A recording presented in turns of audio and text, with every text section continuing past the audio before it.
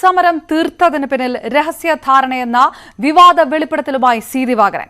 ഉമ്മൻചാണ്ടി സർക്കാരും ഇടതുമുന്നണിയുമായി ധാരണയിലെത്തി. എന്തോ ഒരു സംഭാഷണം എവിടെയോ നടന്നു. തുടർന്ന് ധാരണയിലെത്തിയെന്നും സമരം അവസാനിപ്പിക്കുകയാണെന്നും പാർട്ടി നേതാക്കൾ അറിയിച്ചു. തിരുവഞ്ചൂർ രാധാകൃഷ്ണനാണ് ഇതിന് മുൻകൈയെടുത്തത്. തിരുവഞ്ചൂർ മുൻകൈയെടുത്താണ് ജുഡീഷ്യൽ അന്വേഷണം പ്രഖ്യാപിച്ചത്. സമരം അങ്ങനെ തീരേണ്ടതായിരുന്നില്ല. ഉമ്മൻചാണ്ടി രാജിവെച്ചേനെയെന്നും തിരുവഞ്ചൂരാണ് അനുവദിക്കാത്തതെന്നും ദിവാകരൻ ന്യൂസ് 8 പറഞ്ഞു. എന്തോ ഒരു സംഭാഷണം ഇവിടെ നടന്നു. LDFുമായിട്ട് ഒരു ധാരണയിലെത്തും പോലെ ഗവൺമെൻറ് ആ ധാരണ അനുസരിച്ച് എന്നോട്, ഞാൻ സെക്രട്ടറിയുടെ ഇടയിരിക്കുകയായിരുന്നു, എന്നോട് എൻ്റെ പാർട്ടി നേതാക്കന്മാരെന്ന് പറഞ്ഞൊരു ധാരണ എത്തിയിട്ടുണ്ട്. അതുകൊണ്ട് ഇത് തീരെയാണ്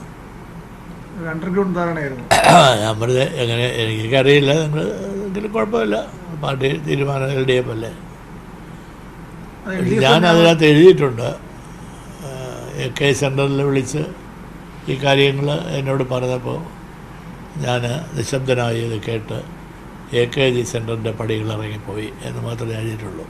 തിരുവഞ്ചൂർ രാധാകൃഷ്ണൻ ആഭ്യന്തരമന്ത്രിയാണ്. പുള്ളി മുൻകൈ എടുത്ത് ജുഡീഷ്യൽ എൻക്വയറിയെല്ലാം അംഗീകരിച്ചു. അതിലാണ് ജുഡീഷ്യൽ എൻക്വയറി വെച്ചത്. അത് തന്നെ ഉമ്മൻചാണ്ടിക്കെതിരായിട്ട് വന്നത്. ആ ശിവരാജ് അയാൾ 4-5 കോടി രൂപയും വാങ്ങിച്ച് ഇന്നലെ അവർ കാണാപ്പെടാന്നൊരു റിപ്പോർട്ട് വെച്ച് ഓരോരുത്തരും എത്ര തവണയാണ് സരിതയെ അല്ലേ, സരിതയല്ലേ എന്ന് സരിത ആരെല്ലാം ഉപയോഗിച്ചെന്നുള്ളത് എഴുതി വെച്ചിരിക്കുന്നത്. വേണുഗോപാൽ എത്ര തവണയാണ് ഉപയോഗിച്ചത്, അങ്ങനെ ഒരു റിപ്പോർട്ട് അതിവിടെ വെച്ചിട്ടുണ്ട്. അവിടെ അതൊക്കെ പോയി ചീറ്റിപ്പോയി. അത് ആ സമരം അങ്ങനെ പോകുന്നത്.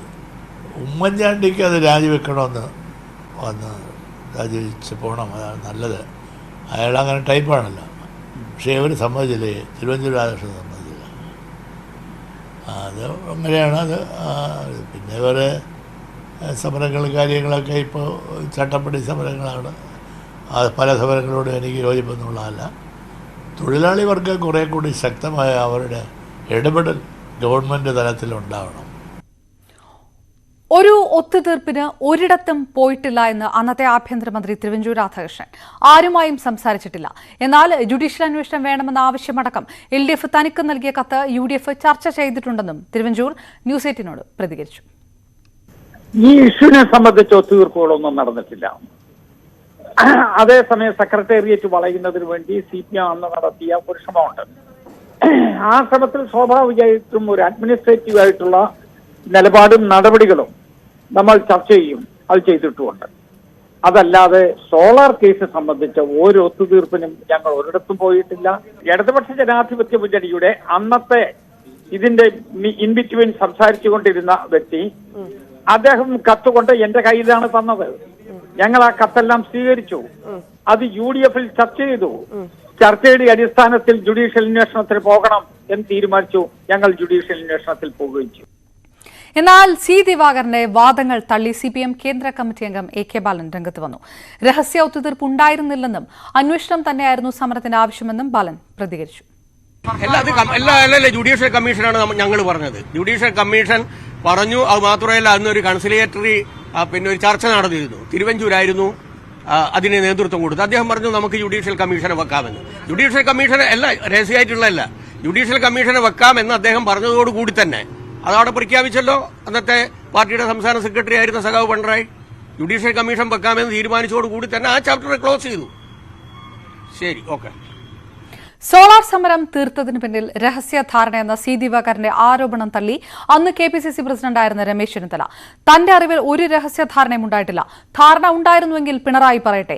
UDFന് ഒന്നും ഒളിക്കാനില്ലാത്തതുകൊണ്ടാണ് ജുഡീഷ്യൽ അന്വേഷണ കമ്മീഷനെ നിയോഗിച്ചതെന്നും ചെന്നിത്തല ന്യൂസ് 8 പറഞ്ഞു. എന്റെ അറിവിൽപ്പെട്ടിടത്തോളവും ഒരു രഹസ്യധാരണയും ഉണ്ടായിട്ടില്ല. ഇങ്ങനെ ഒരു ഡിമാൻഡ് പ്രതിപക്ഷത്തുനിന്ന് വന്നപ്പോൾ ഞങ്ങൾ ജനാധിപത്യ മര്യാദ അനുസരിച്ചാണ് ജുഡീഷ്യൽ കമ്മീഷനെ വെച്ചത്. അത് ഞങ്ങളുടെ രാഷ്ട്രീയ തീരുമാനമായിരുന്നു, ക്യാബിനറ്റ് എടുത്ത തീരുമാനമായിരുന്നു. ഒരു ഒത്തുകളി ഉണ്ടായിട്ട് എനിക്കറിയില്ല. ഇനി ദിവാകരന് വല്ല അറിയാമെങ്കിൽ അദ്ദേഹം വെളിപ്പെടുത്തട്ടെ. ഇനി അതില്ല ഉണ്ടായിരുന്നെങ്കിൽ പിണറായി വിജയൻ പറയട്ടെ. ഞങ്ങൾ ജനാധിപത്യപരമായി ചെയ്തൊരു കാര്യമാണ്. അതിനകത്ത് CPM ആയിട്ടോ ഇടതുമുന്നണിയായിട്ടോ ഒരു കൂട്ടുകെട്ടുമെന്ന് തിരുവഞ്ചൂർ ഉണ്ടാക്കിയെന്ന് ഞാൻ വിശ്വസിക്കുന്നില്ല. യുഎസിലെ ലോക കേരള സഭയിലെ പണപ്പിരിവിൽ വിവാദം തുടരുന്നു. ബക്കറ്റ് പിരിവിന്റെ പരിഷ്കൃത രൂപമാണ് അമേരിക്കയിലെ പണപ്പിരിവെന്നും മുഖ്യമന്ത്രി പിന്മാറണമെന്നും പ്രതിപക്ഷം ആവശ്യപ്പെട്ടു. എന്നാൽ ധനസമാഹരണത്തെ സിപിഎം നേതാക്കൾ ന്യായീകരിച്ചു. മുഖ്യമന്ത്രിയുടെയും സംഘത്തിന്റെയും അമേരിക്കൻ സന്ദർശനത്തിലാണ് വിവാദം കത്തുന്നത്. മുഖ്യമന്ത്രിയെ കാണണമെങ്കിലും അടുത്തിരിക്കണമെങ്കിലും പണം കൊടുക്കണമെന്ന് പറഞ്ഞാൽ അതിന്റെ അർത്ഥം എന്താണെന്ന് രമേശ് ചെന്നിത്തല. വരേണ്യവർഗത്തിന്റെ പ്രതിനിധികളെ കൂട്ടി നടത്തുന്ന സമ്മേളനങ്ങൾ കൊണ്ട് സാധാരണ പ്രവാസികൾക്ക് ഒരു പ്രയോജനവുമില്ല. ലോക കേരള സഭ കൊണ്ട് കേരളത്തിലെ ജനങ്ങൾക്കോ പ്രവാസികൾക്കോ ഒരു പ്രയോജനം ഉണ്ടായിട്ടില്ല എന്നുള്ളതുകൊണ്ടാണ് കഴിഞ്ഞ കാലഘട്ടങ്ങളിൽ എല്ലാം ഞങ്ങൾ ബഹിഷ്കരിച്ചിട്ടുള്ളത്. ആദ്യത്തെ ലോക കേരള സഭയിൽ ഞാൻ പങ്കെടുത്തതാണ്. അന്ന് പ്രതിപക്ഷ നേതാവിനെ വൈസ് ചെയർമാനുമാക്കി. പക്ഷേ തുടർന്നുള്ള നടപടികൾ പരിശോധിച്ചപ്പോഴാണ് ഇതൊരു ധൂർത്താണെന്നും വരേണ്യവർഗത്തിന് വേണ്ടിയിട്ടുള്ള ഏർപ്പാടാണെന്നും മനസ്സിലായത്. പ്രവാസികൾ മനസ്സറിഞ്ഞു നൽകുന്നതിൽ അസൂയ എന്തിനെന്നായിരുന്നു AK ബാലന്റെ പ്രതികരണം. പ്രതിപക്ഷം വിചാരിച്ചാൽ മുഖ്യമന്ത്രിയുടെ പ്രതിച്ഛായ ഇകഴ്ത്താനാകില്ല. വിവാദം പ്രവാസികൾ പുച്ഛിച്ചു തള്ളും. പുൽപ്പള്ളി സഹകരണ ബാങ്ക് തട്ടിപ്പിൽ KPCC ജനറൽ സെക്രട്ടറിയുടെ അറസ്റ്റ് മറച്ചുവെക്കാനാണ് വിവാദങ്ങളെന്നും AK ബാലൻ വിമർശിച്ചു. പുൽപ്പള്ളി ബാങ്കിന്റെ പ്രസിഡന്റ് ഇപ്പൊ ജയിലിലാണ്. ഞാനീ സംസാരിക്കുമ്പോൾ ജയിലിലാണ്. 50 കോടി രൂപയുടെ തട്ടിപ്പാണ്, ചില്ലറയല്ല. ഇന്നേ വരെ അദ്ദേഹത്തിന്റെ പേരിൽ നടപടിയെടുക്കാൻ ഇവർക്ക് കഴിഞ്ഞിട്ടില്ല. അത് ഈ കേരളീയ സമൂഹത്തിന്റെ മുമ്പിൽ സജീവമായ ചർച്ചയാകും എന്ന് വന്നതിന്റെ അടിസ്ഥാനത്തിലാണ് ഇതൊന്ന് LDFന്റെ തലയിലേക്ക് വെക്കാൻ വേണ്ടി ലോക കേരള സഭയുടെ UA സമ്മേളനത്തെ ഇപ്പോൾ മാറ്റിയത്. 2 കോടി രൂപയുടെ ഡയമണ്ട് സ്പോൺസർഷിപ്പ് മുതൽ 25 ലക്ഷത്തിന്റെ ബ്രോൺസ് വരെയാണ് പിരിവ്. സംഭാവന ഓഡിറ്റ് ചെയ്യുന്ന സമ്പ്രദായമുണ്ടെന്ന് കഴിഞ്ഞ ദിവസം നോർക്ക വിശദീകരിച്ചെങ്കിലും 7 മാസം മുൻപ് UK-യിൽ നടന്ന മേഖലാ സമ്മേളനത്തിന്റെ കണക്ക് ഇതുവരെ പുറത്തുവിട്ടില്ലെന്ന ആക്ഷേപം സർക്കാർ നേരിടുന്നു. ന്യൂസ് 18 തിരുവനന്തപുരം. MGVC നിയമനത്തിൽ നിന്ന് സാബു തോമസിന്റെ പേരൊഴിവാക്കി പുതിയ പട്ടിക ഗവർണർക്ക് നൽകിയെന്ന് മന്ത്രി ആർ ബിന്ദു. സാബു തോമസിനെ നിയമിക്കാനാണ് സർക്കാരിന് താൽപര്യമെന്ന് ഗവർണറെ അറിയിച്ചിരുന്നു. എന്നാൽ ഗവർണർ 3 സീനിയർ പ്രൊഫസർമാരുടെ പേര് ചോദിച്ചു. അതിൽ നിന്ന് ഉടൻ നിയമനമുണ്ടാകുമെന്ന് പ്രതീക്ഷിക്കുന്നതായും മന്ത്രി പറഞ്ഞു. അത് നികത്തുന്നതിന് ആവശ്യമായിട്ടുള്ള നടപടികൾ സ്വീകരിച്ചുകൊണ്ടിരിക്കുകയാണ്. ഗവർണർക്ക് ആദ്യം അയച്ചു കൊടുത്ത പാനലിൽ നമ്മൾ ആദ്യം വെച്ചത് ഡോക്ടർ സാബു തോമസിൻ്റെ പേരാണ്. കാരണം അദ്ദേഹം ശ്ലാഘനീയമായ സേവനം യൂണിവേഴ്സിറ്റിക്ക് ചെയ്യുകയും ദേശീയ തലത്തിലും സാർവദേശീയ തലത്തിലും അറിയപ്പെടുന്ന അക്കാദമിക് പ്രവർത്തനങ്ങൾക്ക് നേതൃത്വം കൊടുക്കുകയും ചെയ്യുന്ന വ്യക്തിയാണ്. അദ്ദേഹം വളരെ നോട്ടബിളായിട്ടുള്ള പ്രവർത്തനങ്ങളാണ് അക്കാദമിക് മേഖലയിലും അഡ്മിനിസ്ട്രേറ്റീവ് തലത്തിലും ചെയ്തിട്ടുള്ളത്. അതുകൊണ്ട് അദ്ദേഹത്തിന് ഒരവസരം കൂടി കൊടുക്കാം എന്നുള്ള താല്പര്യം നമ്മുടെ ഗവൺമെൻറ്റിന് ഉണ്ടായിരുന്നു. അപ്പോൾ ബഹുമാനപ്പെട്ട ഗവർണർ അതിനു പകരമായിട്ട് 3 സീനിയർ പ്രൊഫസേഴ്സിൻ്റെ പേര് കൊടുക്കണമെന്ന് നിർദ്ദേശിച്ചിരുന്നു. അതനുസരിച്ച് വീണ്ടും നമ്മൾ സീനിയർ പ്രൊഫസേഴ്സിൻ്റെ ലിസ്റ്റ് കൊടുത്തിരിക്കുകയാണ്. കണ്ണൂർ ട്രെയിൻ തീവെപ്പിൽ ദുരൂഹത ഇല്ല എന്ന് ഉത്തരമേഖല IG നീരജ് കുമാർ ഗുപ്ത. തീവെപ്പ് നടത്തിയ പശ്ചിമബംഗാൾ സ്വദേശി മാനസിക പ്രശ്നമുള്ള ആളാണ്. കൃത്യത്തിൽ മറ്റാർക്കും പങ്കുള്ളതായി കണ്ടെത്തിയിട്ടില്ല. ബീഡിയും തീപ്പെട്ടിയുമാണ് തീവെക്കാൻ ഉപയോഗിച്ചത്. മറ്റാർക്കും ഇതിൽ പങ്കുള്ളതായി തെളിഞ്ഞിട്ടില്ല എന്നും IG പറഞ്ഞു. Prima facie, the motive of crime is this person is a wandering kind of person.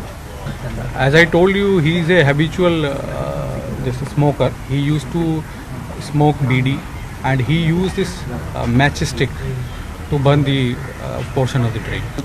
So far we could not get any relationship between this Elathur case and this case. However, investigation is going on. വിവരങ്ങളുമായി CV Anumod ചേർന്നു. Anumod, IG സ്ഥിരീകരിക്കുന്ന വിവരങ്ങൾ എന്താണ്? കൂടുതൽ ദുരൂഹതകളിലേക്ക് കാര്യങ്ങൾ പോകുന്നില്ല എന്നുള്ളൊരു സ്ഥിരീകരണം കൂടി പോലീസ് മേധാവിയുടെ ഭാഗത്തുനിന്നുണ്ടാകുന്നു.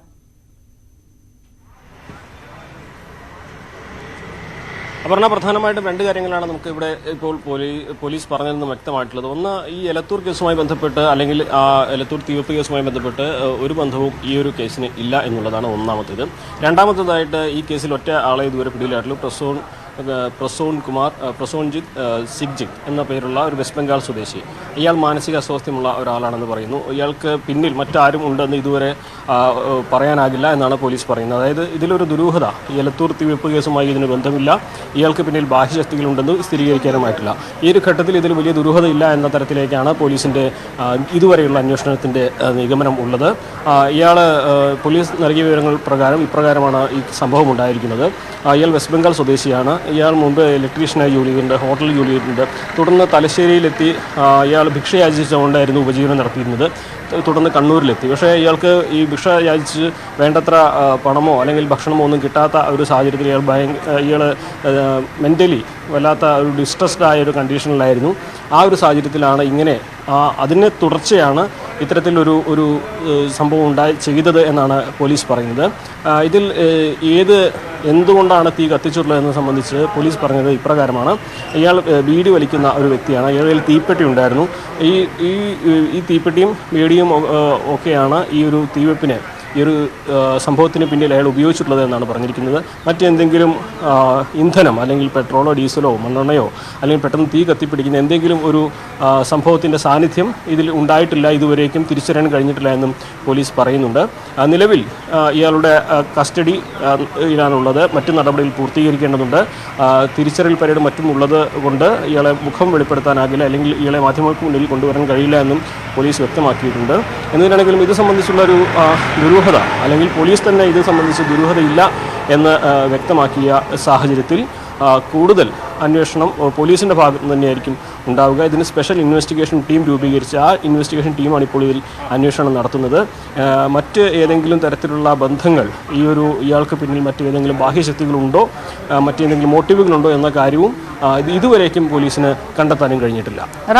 CV അനുമോദ് വിവരങ്ങൾ നൽകിയത്. ഇടവേള. വയനാട് പുൽപ്പള്ളി സഹകരണ ബാങ്ക് വായ്പാ തട്ടിപ്പ് കേസിൽ പ്രതിയായ KK Abraham KPCC general secretary സ്ഥാനം രാജിവെച്ചു. ജയിലിൽ നിന്നാണ് KPCC നേതൃത്വത്തിന് രാജിക്കത്ത് നൽകിയത്. തന്റെ ഭാഗത്ത് വീഴ്ച ഉണ്ടായിട്ടില്ലെന്നും നിരപരാധിത്വം തെളിയിക്കും വരെ മാറി നിൽക്കുന്നുവെന്നും KPCC അധ്യക്ഷൻ K സുധാകരൻ അയച്ച കത്തിൽ KK എബ്രഹാം പറയുന്നു. പുൽപ്പള്ളി സർവീസ് സഹകരണ ബാങ്ക് വായ്പാ തട്ടിപ്പ് കേസിൽ KPCC ജനറൽ സെക്രട്ടറി അറസ്റ്റിലായത് കോൺഗ്രസിനെ പ്രതിരോധത്തിലാക്കിയിരുന്നു. പിന്നാലെ KK എബ്രഹാമിനെതിരെ നടപടി സ്വീകരിക്കണമെന്ന് പാർട്ടിയിലെ ഒരു വിഭാഗം ആവശ്യപ്പെട്ടു. ഇതോടെ പാർട്ടി നേതൃത്വം KK എബ്രഹാമുമായി സംസാരിക്കുകയും രാജിവെക്കണമെന്ന കാര്യം ആവശ്യപ്പെട്ടുവെന്നുമാണ് സൂചന. ഈ സാഹചര്യത്തിലാണ് ജയിലിൽ നിന്നും KPCC നേതൃത്വത്തിന് രാജിക്കത്ത് നൽകിയത്. തന്റെ നിരപരാധിത്വം തെളിയുന്നതുവരെയും പാർട്ടി പദവികളിൽ നിന്നും മാറി നിൽക്കുന്നുവെന്ന് അദ്ദേഹം കത്തിൽ പറയുന്നു.